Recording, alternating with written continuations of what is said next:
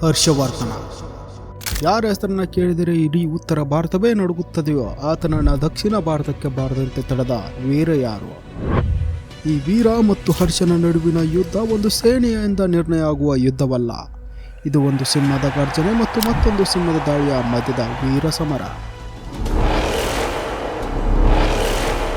ಆ ವೀರ ಯಾರೆಂಬುದನ್ನು ಈ ನಾಡಿನ ಶಿಲೆ ಕಲ್ಲುಗಳಿಗೆ ಕೇಳಿ ಅವು ಅವನ ಹೆಸರನ್ನ ಗರ್ಜಿಸಿ ಹೇಳುತ್ತವೆ.